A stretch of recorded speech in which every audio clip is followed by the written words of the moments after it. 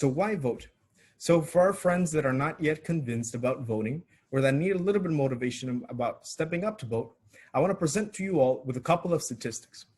So in Texas, voter turnout for the 2016 general election was 51.6% compared to Minnesota at 74.8%. So most recently, nearly 25% of registered voters voted in the 2020 primary elections in July. In previous years, Texas has been ranked between 46th to 49% in voter turnout out of all 50 states.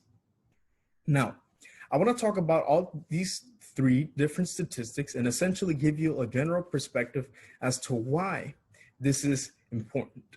Okay, so first to the first point, voter turnout for the 2016 general elections was 51.6%. Now, let's just think about this and put it into perspective. For the general election, as you get to find out, you're not just voting for the president.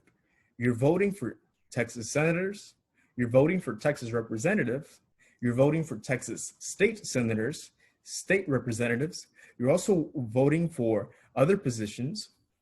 And if a voter turnout highlights 51.6% of your total registered voter population going out to vote, what this means is that those representatives, those senators, only represent that 51.6% category.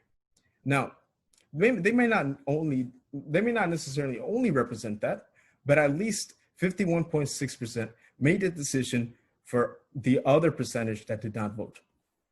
So this is important because in a democracy, voting is arguably one of the most important ways, one of the most impactful ways to get people to get their voices heard in a legitimate and strong way.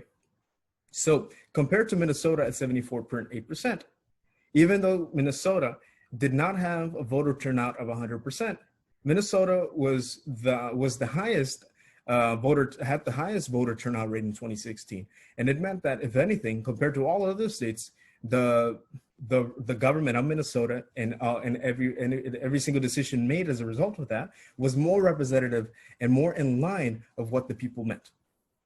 So going to the third bullet point, because of these statistics, Texas has actually ranked between 46 and 49 number in voter turnout out of all 50 states. What that means is that out of all 50 states, Minnesota is ranked number 1 in voter turnout rate, and Texas has ranked between 46th and 49th, all the way at the bottom. So we're all Texans. We all want the best for our state, and we got to make sure that we set an example for the rest of the states.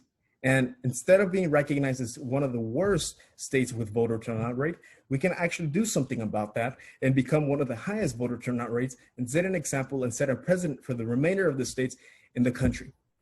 And for that, I want to challenge all of us to rewrite history. So I want to present to you with a couple of statistics that might change the way that Texas looks, the Texas government looks, its demographic looks. So let's take a look. By 2022, 1 in 3 Texas voters will be under 30. Since 2016, an estimated 600,000 young voters have registered to vote as of December 2019. And third, 70% of Texans under 30 are actually people of color. So let's take a look at these statistics. By 2022, 33% of voters will be under 30. So we all know, just because of electoral history, most of the people that vote in our election, they're typically more affluent, they're typically elders. So if you have a particular demographic that is very specific and can be easily pointed out, decide majority of the electoral decisions for the remainder of the population simply because the other demographics don't choose to vote, what that means is that that more prominent demographic will make all the decisions for us.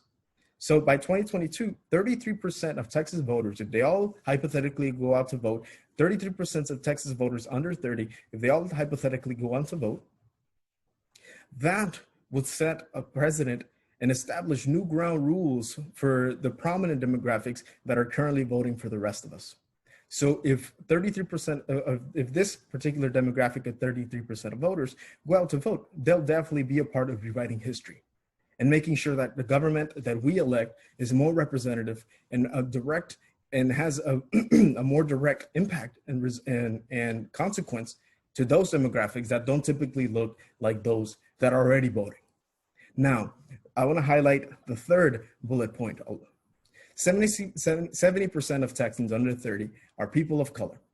When 70% of Texans under 30 are people of color, and you have a government that is not representative of this diversity, it's only because those 70% of Texans under 30 that are eligible to vote, they're not voting. And if they're not voting, those demographics that are currently in government will remain. So apart from the 33% of Texas voters that are under 30, 70% of Texans under 30 are people of color. And when you have about 600,000 young voters registered to vote as of December 2019, if you continue on this momentum, if you build up on this potential, you could potentially have an impact that will make a difference in the way that the government of Texas looks, in the way that the laws are made, in the way that Texas is known across the country, and in the way that the United States is becoming more representative of the diversity that will be seen not only in Texas, but in the entire United States of America for years to come, for decades to come. So with that, I want to challenge us to rewrite history. And the only way to do that is for us to get out and vote.